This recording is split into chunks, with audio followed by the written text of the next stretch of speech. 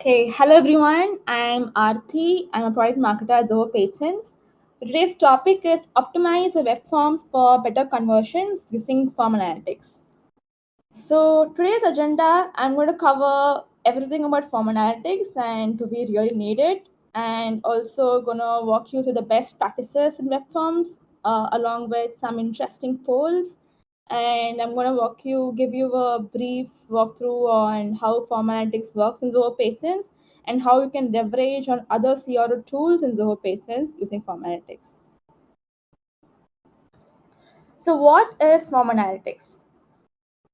Form analytics is a qualitative tool that analyzes a visitor's overall journey through the form filling process. So, by tracking the right metrics, you can identify why and what causes form abandonment. And gathering these insights, you solve the pain points and improve your conversion rate. So, do we really need it? Well, we are aware that web forms aren't dead, right? Although form analytics is just a small part of the CRO process, people tend to forget that forms are the highest converting and the most used lead capture tool for marketers. When you add web forms to your site, you expect visitors to fill in the details, right? You might have created a form for a product inquiry or a webinar registration or even a software sign up. So, truth is, getting users to fill in the form or even providing them with a hassle free checkout is a big deal because that will determine your website success rate. So, and that's why you need form analytics, as it shows exactly why and what can be improved to increase form submissions and reduce form abandonment. So, now let's move on to the best practices in web forms. Number one, break the wall. So every website has a web form. Just because you place it there doesn't mean users will be interested or motivated to fill in, right? I mean, they need to feel that they will be benefited once they fill out your form. Basically, like a tiny reward. For example, if you are reading an interesting blog and suddenly there's a banner that asks you to register to access the rest of the content, or if you're really interested to receive a code for a property, a price code for a property that you're trying to sell or buy.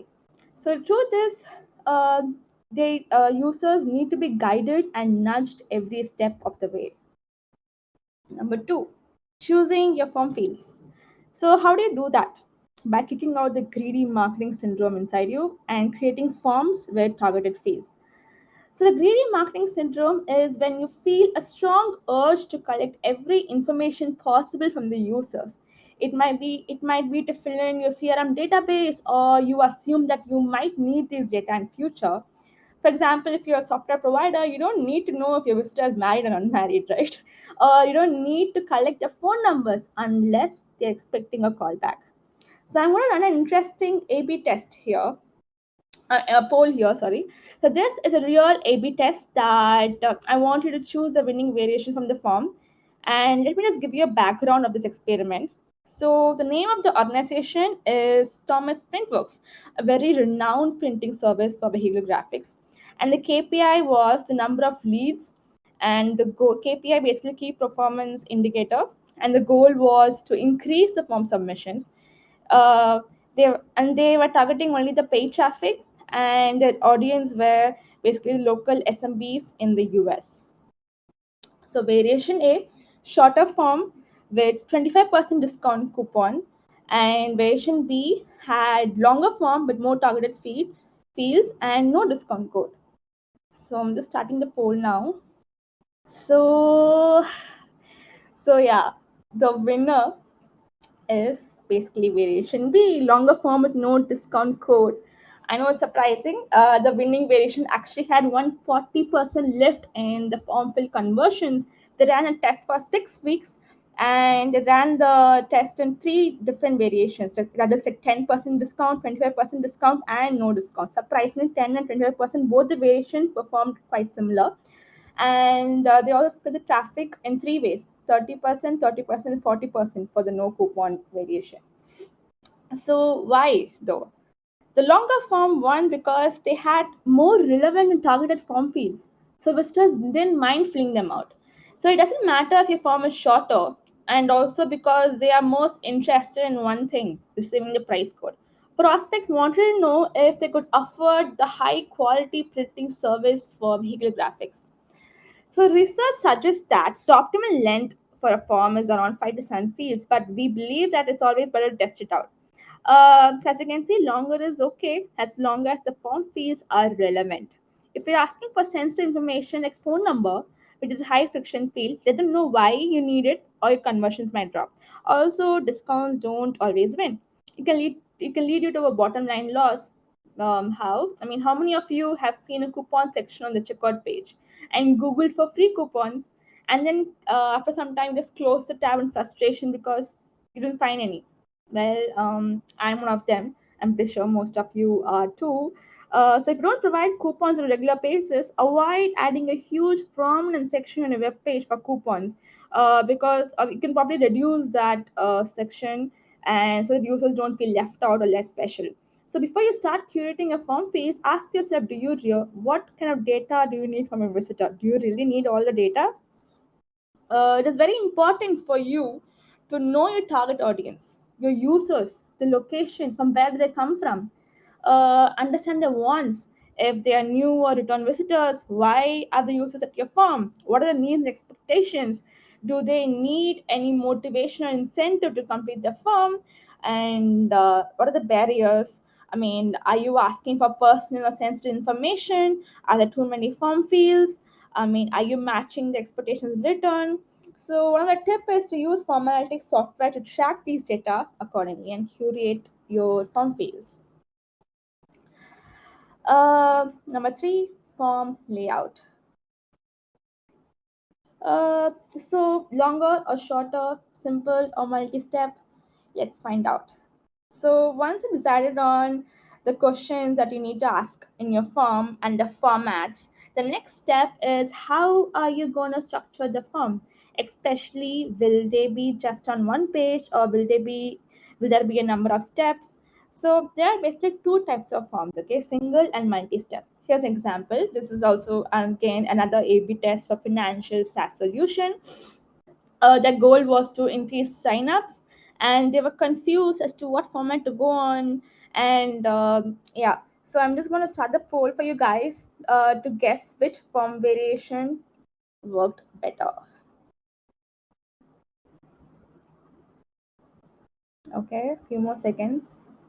5, 4, 3, 2, 1. I think we're done.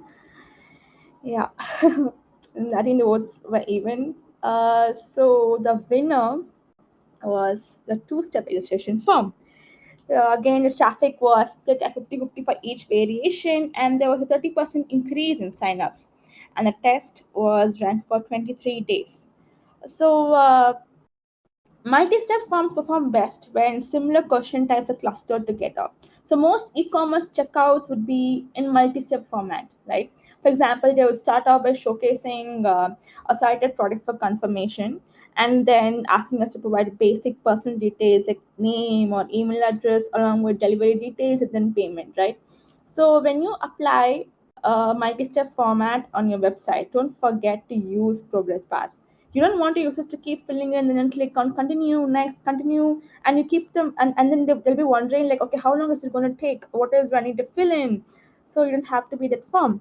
So always use a progress bar to let the users know the process.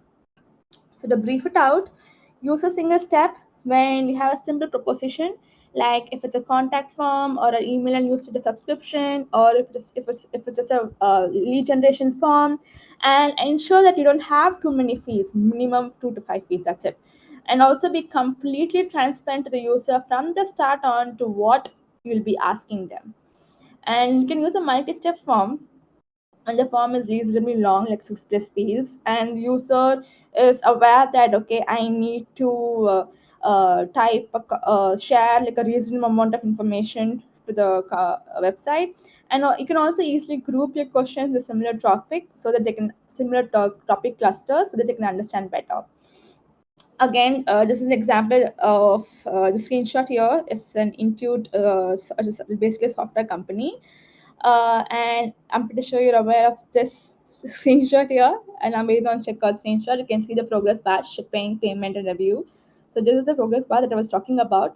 Let the users know what is the next step, when you click on the continue option. Moving on, four, form placements. So this is another A/B test for Winward Studios, a reporting software and data solutions company, where the main goal was to increase form submissions. Their form fees are designed to target traffic from organic and referral traffic on the download trial pages and blogs. So they created two variations just by changing the form placement to see if they had any impact on conversions. Again, I would love to have you all guess which one's the winner. So here's a poll. Okay, five, four, three, two, one. So most of you guessed that the variation B is a winner, but uh, variation A form on the left was the winner. So why? The traffic was actually split 50-50, and there was 30.8% lift in conversions. Here's why. So majority of us are familiar with the left to right reading pattern, right? So we would expect our visitors to read the content from the same way before heading to the form on the right. Also, there have been some evidence that suggests forms on the left of the web page might actually improve conversion rates. In 2006, Jacob Nielsen of the Nielsen Norman Group conducted a study to find how people read web pages. He tested 232 participants by tracking their eye movement and found that their reading behavior was pretty consistent across the board. Also, right side of the screen, if you can see the screenshot itself, that's where we expect banner ads to be published. Also, the test that I showed in the previous slide was for a specific landing page. It was noticed that left aligned forms perform better than the right aligned forms on contact pages and targeted landing pages only. So, again, like I mentioned earlier, each industry is different. So, I'm also going to walk you through other common reasons for form abandonment, just brief you through the entire process. Number one, wait time. A form takes forever to load. I'm sure you are aware of how your page load time impacts your conversion metrics and user experience. Number two, trust issues. How many of you stop sharing your phone numbers at a retail checkout place? Share assurances or give reasons to why you are asking for a particular field on your form and how the information will be used. Number three, incompatibility. So, according to some of the researchers out there, desktops have the highest form conversion rate at 17.5%, followed by tablets is 16.9%, and then the mobile phones is 12.7%. So, if your form is incompatible and doesn't automatically adjust for all devices and screen sizes, you will be missing out on leads. Profile creation, making it mandatory to create a profile to complete the order.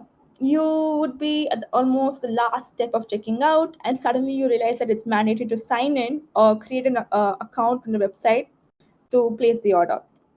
Instead, just have an option to order as guests. That will actually save a lot of form abandonments there. Number five, confusing captchas. So if users are having trouble reading the distorted letters and numbers, I mean some captchas also expire in within minutes, right? So it's evidently that captchas are used to push away spammers, but there are tools for that. Did you know that there's a technique called honeypot that actually creates an invisible field that only bots will find out, giving themselves away as spam. So it's a simple way to optimize a form with no impact to human users. And then error messages. It gets annoying if form submissions displays an error, but it isn't easy to spot. Provide clarity on the form fields. Define where the user went wrong while entering the field, and also the form placement, like I mentioned earlier, it really matters. So, and including the placement of error messages also matters. So, what can form analytics show you? How can they help you with your form conversions? So, they help you to eliminate friction in the form submissions by breaking down visitor form interactions. You can also view both form and field level metrics to understand issues and get actionable data on problems faced by visitors in your website forms. So I'm going to walk you through how form analytics works in Zoho PageSense.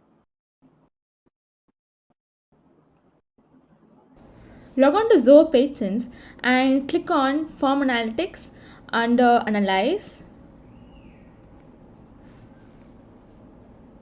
Click on New Form Analytics to start a new experiment. So now you can give your experiment a name and also add the page URL that contains the form you'd want to track. Then click on Fetch Forms to load all the forms available on the web page that you added and choose the form that you want to track. You can also manually add your form details by entering the form ID or your form name here. We also have an advanced button here that enables you to track the same form across a group of web pages.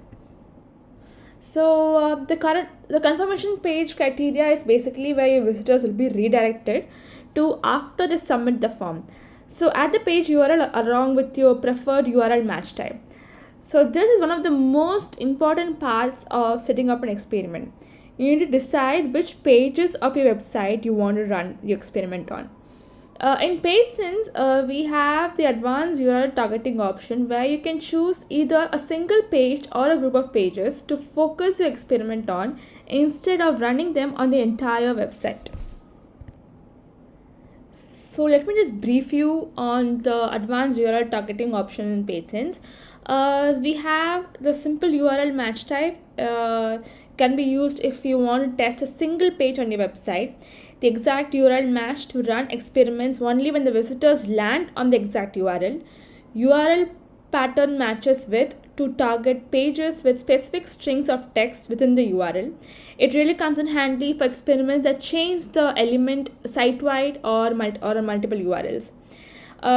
Rejects match type to target complicated URLs. URL contains to target target URL with specific strings attached. For example, if you want to target all the URLs across a website that has the keyword blogs in it, this can be used. And URL starts with and ends with to target pages starting and ending with identical strings in the URLs. And custom event, this can be used, for example, if after the form submission your web page doesn't have a confirmation page, so then you can create your own custom event to target the success rate of your form. So I'm just going to go ahead with the simple URL match type and add the confirmation page here.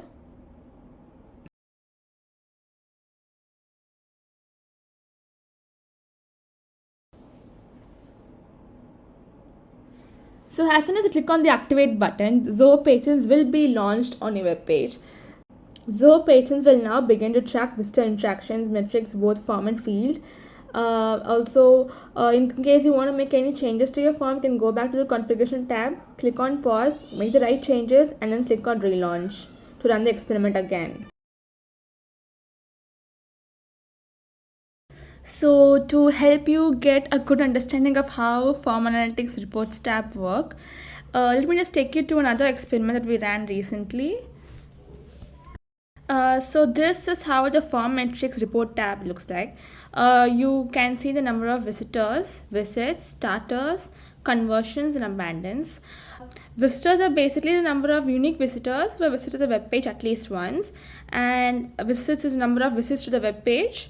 Starters are the number of visitors who have interacted with at least one field of the form. Conversions are the number of visitors that have submitted the form successfully. And abandons, the number of visitors that didn't submit the form after interacting with at least one field of the form.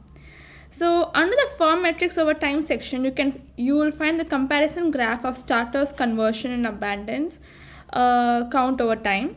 And under the form submission statistics, you will find the count of successful and failed submissions. And under that average time to submit section, you will find the average time taken for a visitor to successfully submit the form. And under the average time spent section, you will find the average time a visitor takes a visitor spends on the form. So these are the metrics covered in the form metrics tab. Now let me show you how field metrics tab looks like. So under the field metrics tab, you can view the field level statistics. You can learn about how visitors interact with each field on your form. So these are the fields given here, and focuses are is basically the number of visitors who have clicked on the field. Interactions is the number of visitors who have entered the information in the field. Refocuses the count of visitors who have interacted with the field, navigated to different section of the web page, and then came back to the same field. Corrections is the number of visitors who have entered the information in the field partly or maybe deleted it for some reason and then re-entered the field again. And drop-offs is the number of visitors who have stopped filling the form and didn't submit it after interacting with the field. So under the filled and blank fields, you'll find the count of visitors who have filled out the field and the count of visitors who are left it blank. So as you can see, just hover over the particular field, you'll be able to see the metrics. And under hesitation and total time, you will find the average time the visitors has spent on the form and the average time visitors spent hesitating before filling up the form.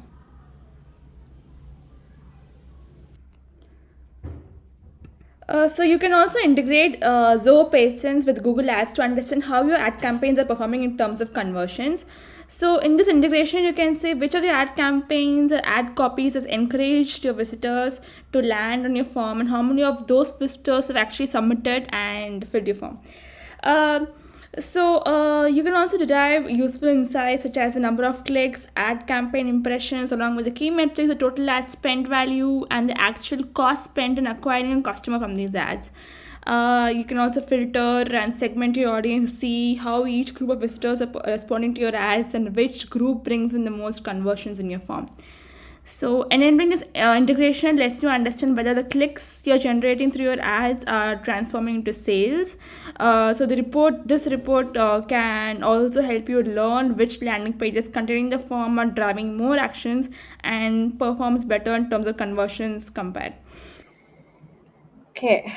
So basically, to optimize your forms, optimization of your form is basically a three-step process. Okay. So you need to analyze the information that you get from your form analytics, and then take action by making necessary changes on your form fields, form design, placement, or length, and then repeat. So with form analytics, you don't have to make assumptions like I saw earlier. You can use the metrics to derive insights, so you don't have to blindly optimize your form. And doing that actually could lead you in the wrong direction, or you might also end up with bottom line loss. Now, how can you leverage on other CRO tools in PageSense to gain deeper insights? So, form analytics and A/B testing, I just covered how we can A/B test different strategies to find which variation brings better conversions. You can also combine form analytics and heat map. So, for example, if you're getting good traffic but very less conversions, and the metrics in form analytics shows fewer form visits. So, I mean, are you sure if your forms are placed in the right section of your website? We know that the human eye is drawn to the areas of interest.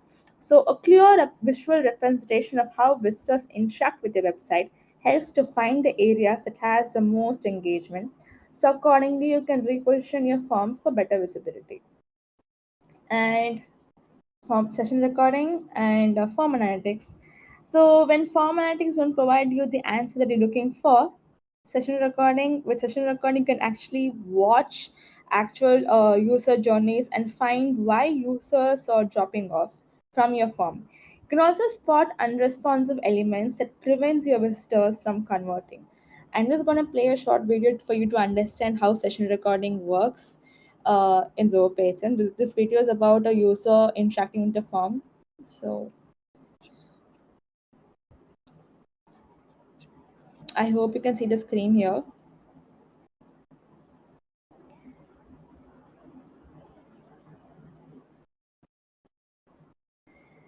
So, as you can see in PageSense session recording, it automatically masks user sensitive information, just name, card details, password, and email address, and home address of your visitors by default. So this is just like how a visitor interacts with the form. On the right side, you can see other criterias, like from which device he accessed, the source, and everything else. Yeah. And we are done. I hope you found this webinar really useful, and thank you so much for joining us. We have Ajit here with us, our customer support engineer, to answer all the questions. So in case you have any queries, please post them on the question tab, and or he will reach out to you instantly.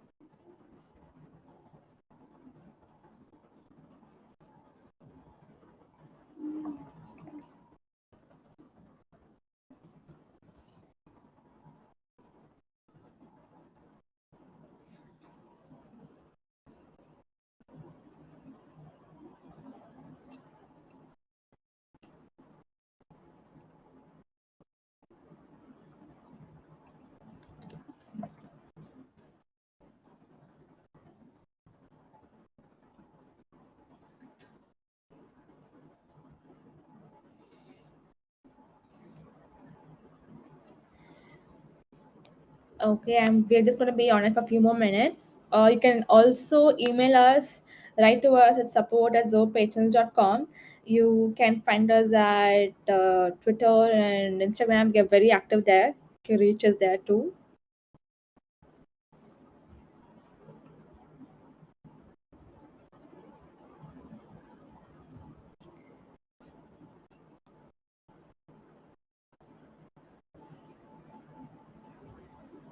Okay, guys, thank you so much for joining us. Uh, Thank you. Have a lovely weekend.